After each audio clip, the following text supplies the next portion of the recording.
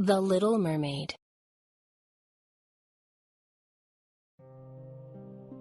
Far, far from land, in the deepest waters of the ocean, lived the Mer King. His palace was made of coral, and its long pointed windows of amber.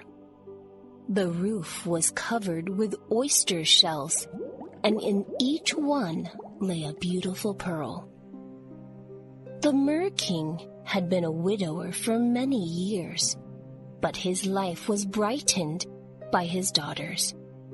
These 6 mermaid princesses were all very lovely, but the most beautiful of them all was the youngest. Her complexion was as fine as a rose petal, and her eyes were as blue as the deepest lake. Most of all, the Little Mermaid loved to listen to her grandmother telling stories about the world above the sea, about the flowers with wonderful fragrances, and the creatures called birds, which flew through the trees. When you are 15, you will be allowed to swim to the surface and see all these things for yourself, said her grandmother.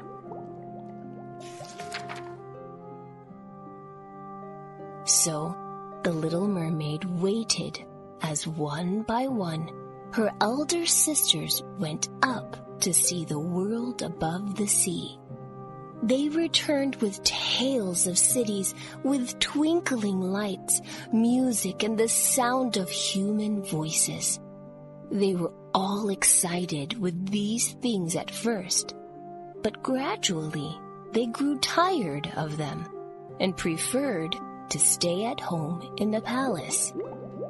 At last came the Little Mermaid's 15th birthday. Her grandmother brushed her hair and put a crown upon her head so that everyone would know she was a princess. Then she rose up to the surface. The sun had just set. The air was warm and the sea was calm. A little way off, a great galleon floated upon the water.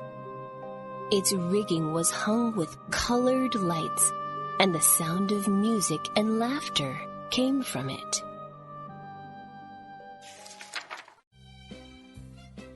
The Little Mermaid swam close to a cabin window, and a wave lifted her up so that she could peep in. They were having a party. It was the prince's birthday, and everyone was enjoying themselves. The prince is very handsome, thought the mermaid. After a little while, everyone came up on deck and set off hundreds of fireworks, which burst into beautiful sparkling colors in the night sky. Then, as the mermaid watched, a storm began to blow up. The waves rose higher and higher, lifting the ship up with them, then crashing it back down again like a tiny toy. The galleon tossed and rolled, creaked and groaned. Then suddenly, a wave the size of a mountain fell down upon it. The mast snapped like a reed. The ship rolled over, and the next moment, it was gone.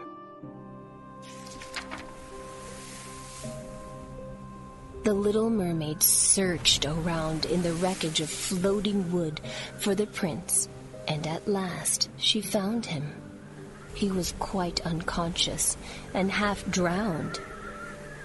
She took hold of him and kept his head above the waves. In the morning, the Little Mermaid came upon a bay. She took the prince and laid him on the dry sand in the warm sun. Then she swam out to sea and waited. Soon, a girl from a nearby convent came by and discovered the prince. She called for help, and her friends came and carried the prince away to care for him.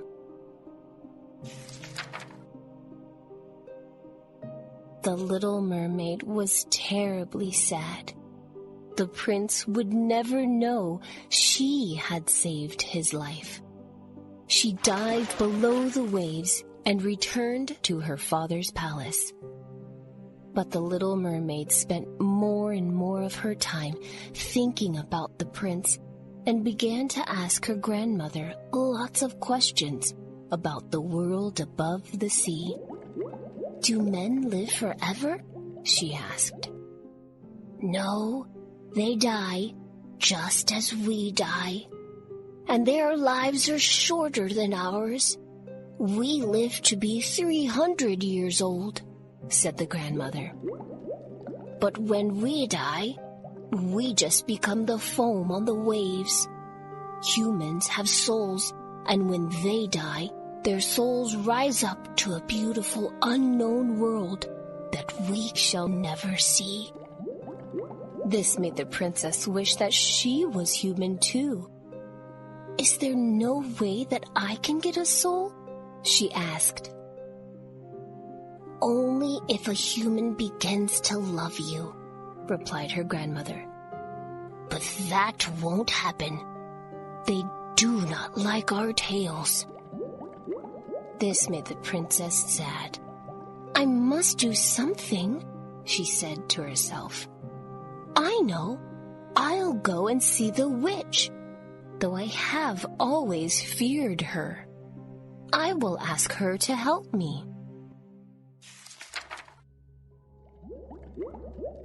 The witch's house was in an underwater forest. All the trees had long, slimy arms. Everything they could reach, they grasped and never let go. The little mermaid nearly turned back. Then she thought of the handsome prince again, and this gave her courage. So she swam on as fast as she could until she came to the witch's house. It was made of bones. Snails crawled around it, and the witch herself sat stroking a large toad. "I know what you have come for," said the witch. "You want legs like humans instead of your beautiful tail. You are foolish. But I will grant you your wish. You shall have legs and walk and dance upon them as light as a feather. But every time your feet touch the ground, it will feel as though you are walking on knives. I will give you a magic potion, but in return you must give me your beautiful voice." "But without a voice, how will I win the prince?" asked the mermaid. "You must use your lovely eyes and your charm," said the witch. So the little mermaid agreed to give away her voice, and carrying the witch's potion in a bottle, she swam up to the surface to the prince's palace. There she sat on the marble steps in the darkness and drank the magic liquid. She felt a dreadful pain, as if a sword was piercing her heart. Then she fainted away. When she woke up, it was morning. She looked down and saw that her tail had become 2 slim legs. Standing in front of her was the handsome prince. He covered her with his cloak and asked her who she was and how she came to be there. She could only smile at him. He led her to the palace and gave her some beautiful clothes to wear. Everyone said how gracefully she walked and how beautifully she danced. The prince especially was enchanted. and said that she must stay with him forever. The little mermaid was very happy, but all the time her feet hurt just as the sea witch had told her they would.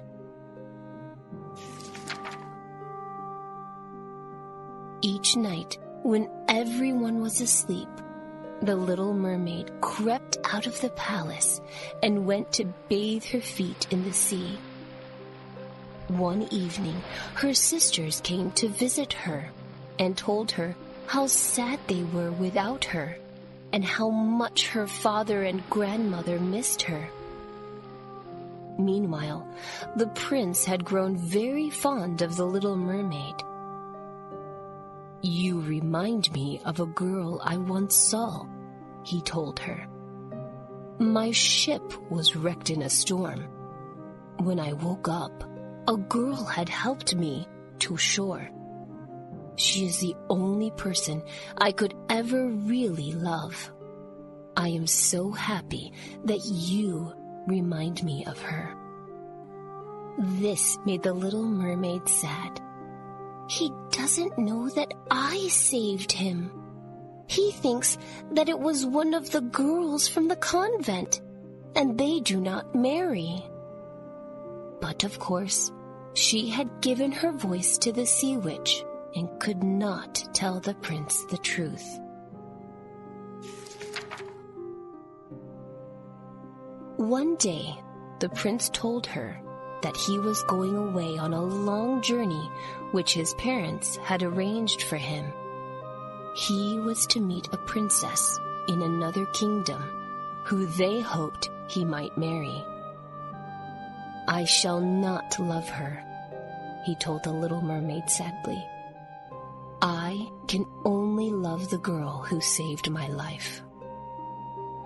But when at last the prince arrived in the foreign kingdom and met the princess, he was amazed to discover that she was indeed the same girl who he imagined had saved him from drowning. She had been sent to the convent to learn how to be a princess. The little mermaid thought that her heart would break. At the prince's wedding, she walked behind the princess and carried her train. That night, when it grew dark, everyone went on board the ship.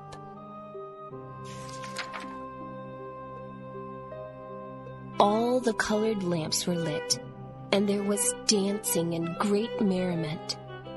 It looked just like the party the little mermaid had seen so long ago. When everyone had gone to bed, she stood looking over the ship's rail out to sea. Suddenly, her 5 sisters appeared. They looked very pale, and their long hair had gone. "We have given our hair to the sea witch for this magic knife," they said. "If you kill the prince with it before the sun rises, you will become a mermaid again." The little mermaid took the knife and went to where the prince lay sleeping with his bride. But she found that she could not kill him. Instead, she took the knife and threw it into the sea. The waves blazed with colored light where it landed. Then the little mermaid threw herself into the sea and slowly turned into foam.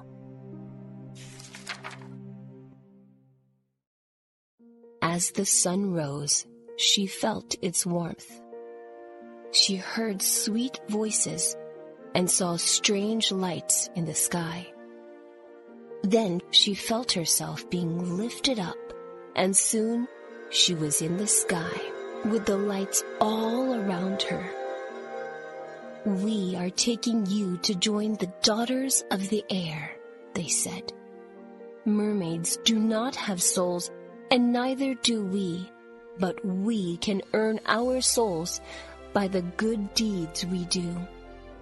We send cool breezes to hot countries, to refresh the children. We spread the scent of flowers for everyone to enjoy. If you help us, in 300 years, you will have a soul." On the ship, the prince and princess wondered where the beautiful girl who could not speak had gone. Sadly, they looked at the sea as if they guessed that she had thrown herself into the waves. They didn't see the little mermaid wave goodbye as she drifted behind a cloud.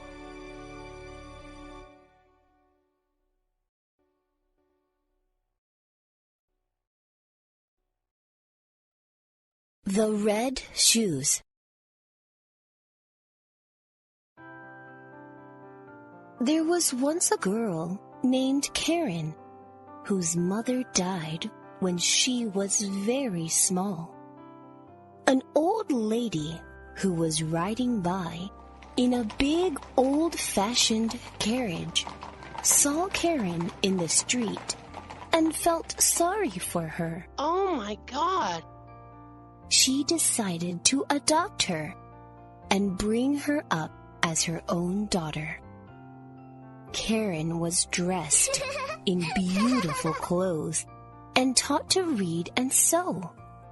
You would think that she would have been happy, but she became very vain. "I want a pair of red shoes like the ones the princess wears," said Karen. At first, her new mother refused to buy them, but at last she gave in. "I will wear my new shoes to go to church," said Karen. "Everyone will admire them." Well, I'm afraid that this was a great mistake, because Karen was so busy thinking about her shoes in the church that she completely forgot to say her prayers. As soon as the service was over and Karen stepped out of the church, the red shoes began to dance, all by themselves. They danced, and Karen could not take them off. "Help! Stop me!" she cried. But the red shoes were much too nimble, and try as they might, no one could catch her. Away she danced down the streets, out through the city gates, through forests and fields, on and on.